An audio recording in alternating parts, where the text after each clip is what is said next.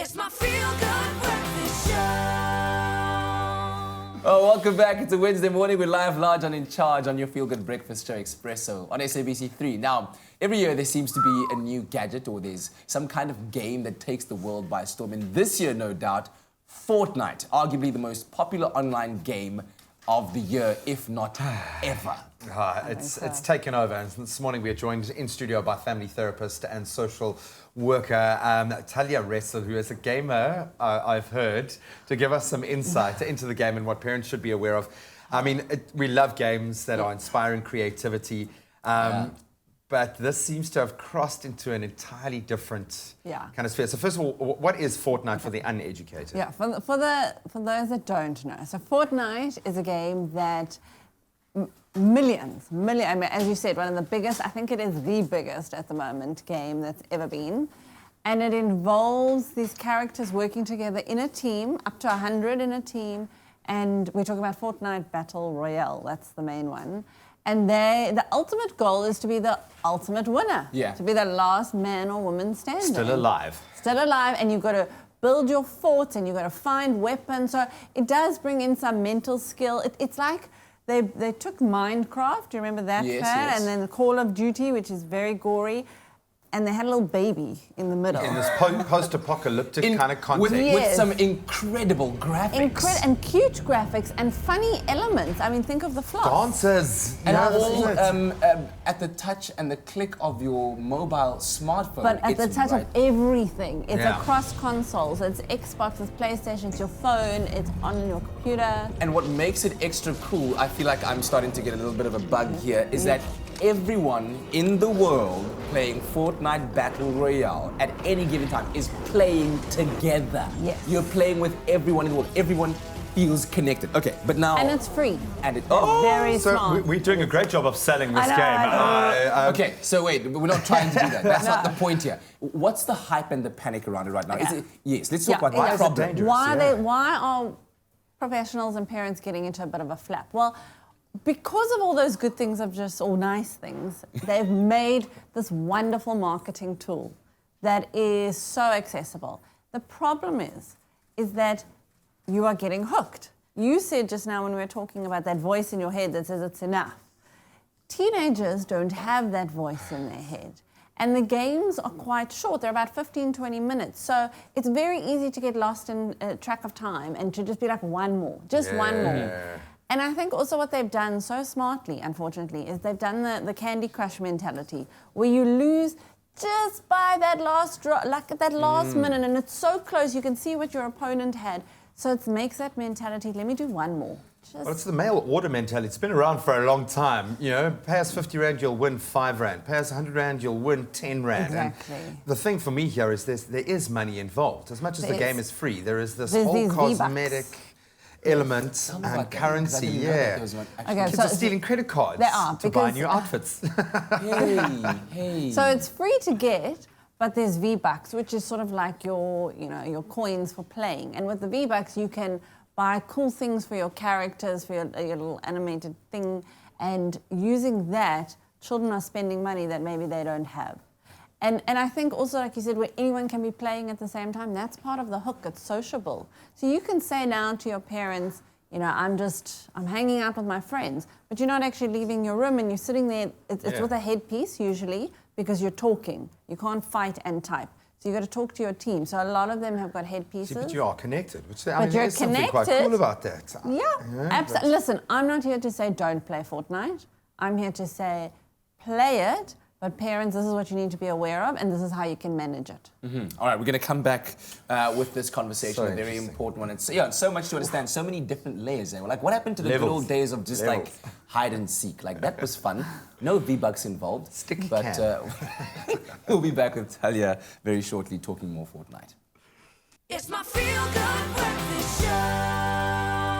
Welcome back. You're live with Expresso, and you're diving right back into a very interesting conversation. Earlier, we spoke about Fortnite, one of, if not the biggest game of the year, maybe the biggest game ever, with family therapist and social worker Talya Ressel, and we're continuing that conversation now. Were you playing in the break? I saw you on your device.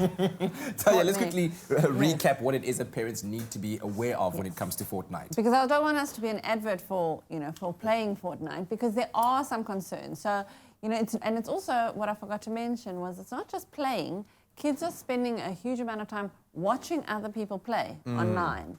Like that's part of, and then talking about it in getting class. Into the culture of it, Well, it is a culture, absolutely. And so there's that element of FOMO. If you're not playing it, then you're being left out, and it's part of the group. If you haven't got the latest accessories from your V-Bucks that all your friends have, you get disadvantaged, those sorts of things. So why we're talking about it, though, from this point of view, is because we are seeing an increase, not necessarily in addiction, but more sort of obsessive behavior. Okay.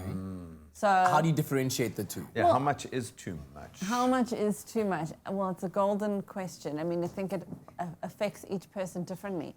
But what I'm looking out for with kids is there a change in behavior? Is it that they are, not, and some of them are, they're not eating or drinking, they're focused solely on that screen, playing in that moment. How are they when it's time to come off? Because what we're finding is they're in hyper-arousal mode. It's a killing game, so the adrenaline is flowing, and then getting out from playing in that intensity, they're struggling to regulate. Yeah. And then that's where we're seeing a lot of the difficulties. If you're doing this just before bed, how do you expect your teen to then settle down or go into something as boring as studying? When this has been, it's lights, it's sound, it's action, it's in your ears, it's just pretty intense. Yeah. So then how can parents help their children What can they do? better manage that interaction with the game? So first of all, parents, check your own behavior, because those of us might not be playing Fortnite, but we're playing Candy Crush or whatever you're it obsessing is. over something. Yes, exactly, on our screens. Secondly, look at it yourself. Find out what it is. Talk to your kids about it. Get a sense. Don't just let them play and not engage with them. Just rock up in one of their games. Absolutely. Hey, Billy. James, is that you, James? Go to Like sleep. you can have family night. Instead of it being Monopoly, it's family night with a little bit of Fortnite. There's no problem with that. I prefer 30 seconds though. It's not Okay, repetitive. good one. But Destroy a family. I think what parents can also understand is to set boundaries. That beforehand, talk to your child about it. Don't be afraid to say no. Like we were saying earlier, that parents mustn't be afraid to say if their child can't manage Fortnite, take Fortnite away. Yeah. Switch off the Wi-Fi. Would you recommend, sorry to interject there, but we live in this era now where you're constantly looking at punishments that are outside of the box and also incentives to control your child's behavior. Is it advisable to use a tool like this to say, all right, I'll give you an extra 10 minutes of Fortnite, or you can have your phone back to play it. Is it advisable to use this as one of those tools? Well, I believe in consequences that have got value, so to that specific child. So if Fortnite is what they care about, then yes, you use that, like once your homework's done, once these things are in place, then you can positively reinforce it with giving a little bit of extra time. I'll buy you that new skin for your character. How far can we take this? Don't do it. Yes. Don't do it. You've got to have those boundaries. I tell parents, have that in place. Know what is right, the values in your family. Maybe in your family you don't support the idea of a killing game, and it's totally appropriate. One tip that I do want to say for parents to understand, because it's the biggest thing I hear from the teens I work with, when they go, Mom, I can't press pause, and they can't press pause. When you're in the middle of a battle with all your friends, and then mom or dad comes, switch off the thing, rather say to your child, okay, you can play 2 battles. Or 3, whatever it is, the time frame, give a battle time frame as opposed to, right, you've got 15 minutes, because a battle could be 18 minutes and then you've left your team in the lurch. Like a complete noob. Well, then you're going to get a lot you go back to school like, oh, dude, you dropped the team yesterday. And if when your child comes off and they struggle to regulate, that's when you know it's now moving beyond a healthy outlet, Yeah. and you need to then address it with your child. And then obviously they can't handle that, and you have to moderate that. I think the scary thing for me in this whole conversation is when you said that to some teens out there, when they are playing a Fortnite, they'll say, Mom, I'm hanging out with my friends. But they're actually not hanging out with their friends. They're playing Fortnite and they're hearing the friends' voices here. So we're kind of losing that human interaction, that Yes. human touch, and that's where it gets dangerous. And that's where you say to Billy, And the online Far stuff. safer to you play know. FIFA. yeah, Where you well, not actually- even there. It's like, no. What I do want to say though on that is that firstly you've got other people who are coming in that, you know, strangers could be engaging with your Yeah. child. But also to know, yes, there are kids who are making a lot of money from gaming True. skills. There True. are, we can't True. deny Yeah. that gaming's open up.